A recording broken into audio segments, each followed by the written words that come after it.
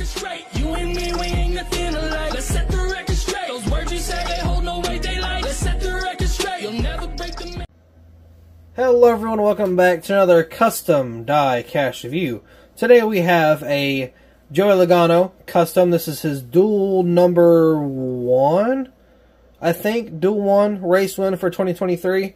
This is a 2022 car, but it's still the 2023 paint scheme, basically. So because of that, there is a few things that are off. Like there's not the 75th anniversary logo on this car. I believe this was the car from Wave 7. Now back in Wave 7, Lionel did have some issues with the decals. So this is not a PTC mold, but it's still got some of that blurriness, very wonky jaw decals. And also for the logos, just in general, for it being wrong. I believe the winner sticker on the car is not really supposed to be there because it's a Duel. And obviously, just start of the season, shouldn't have a win already for Duel 1. So, I mean, yeah, that's... I don't know, I guess I could take that off if I really wanted to. Lionel normally doesn't really make any of the Duel wins anymore. I can't remember the last time they did. I want to say... Was it Elliott's car? Was his car the final Duel car that was made in 2018? I can't remember. I just know they don't do them very often. I do think they're offered, however, I'm sure they're just always canceled. Because not a lot of people pre-order for just the Duels. Now, that's another thing that kind of bothers me. People's like, oh, there's Lionel canceling more cars that we want. No, you don't. If you wanted them, there'd be enough pre-orders. Maybe you specifically would want them, but if it doesn't reach the amount of numbers it needs, it don't make MOQ, and then it don't get made. It gets DNP'd. It's not Lionel's fault. Think about it. They're trying to make money. If they don't get enough pre-orders, they're not going to make enough money, so they're not going to do it.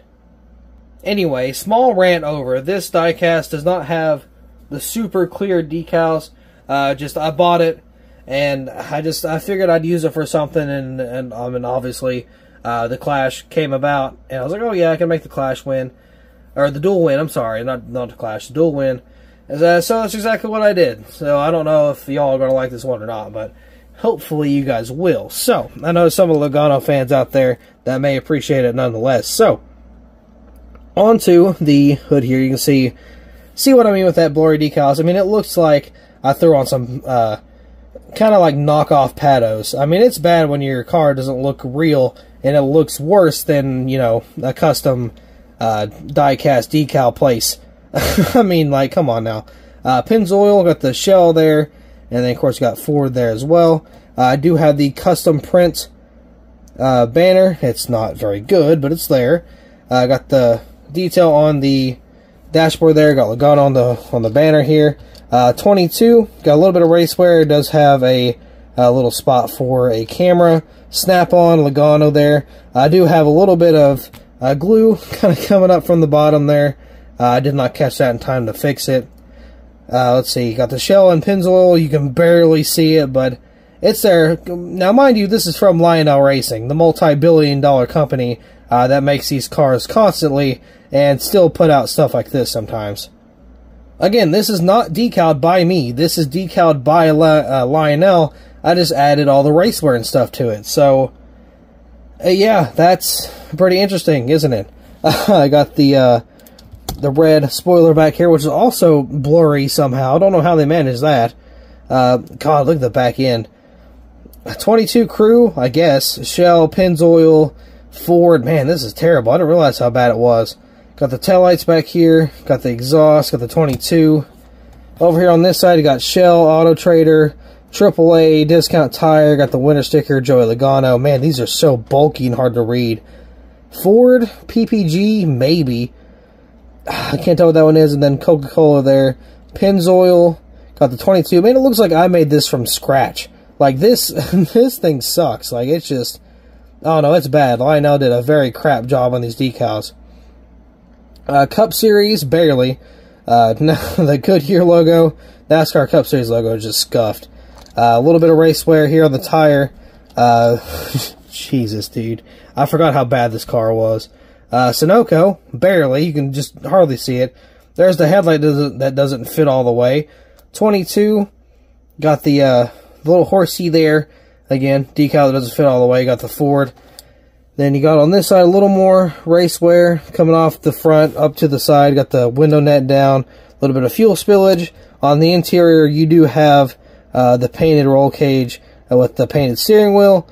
Drive shaft and stuff is underneath the car. I was going to say gear box or gear shifter, and I said drive shaft, so I tried to play it off, and that did not do very good. So we got the other roll cage there, other part of the roll cage. You can even see it in this window back here that's also painted.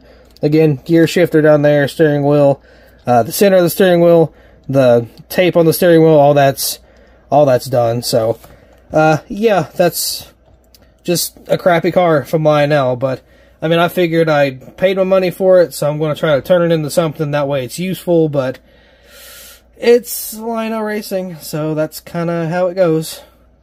So I was really trying to make some use out of it because, you know, obviously this car kind of sucks.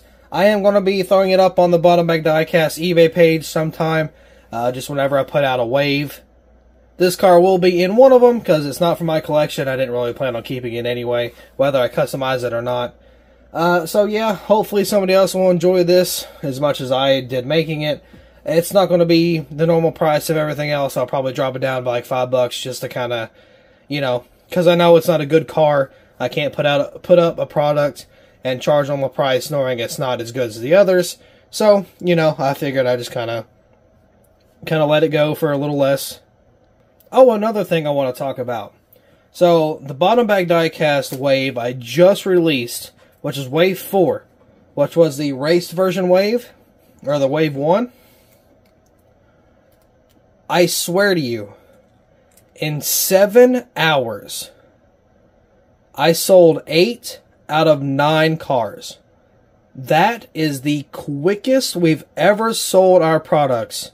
I say hour, it's really just me. Just in general. Normally it takes about 2 to 3 days for the majority of them to get sold. But I swear to you, man, 7 hours, 8 out of 9 cars got sold, and I cannot thank everybody enough. The support of that mini, you know, mini diecast wave thing, whatever, you guys are amazing. Now, even if you don't buy anything, that's not what I'm talking about. It's the support, it's the likes on Instagram, it's the views on YouTube, it's the sharing the videos, sharing the posts, anything you've done that is even slightly helpful. Thank you. It's honestly crazy.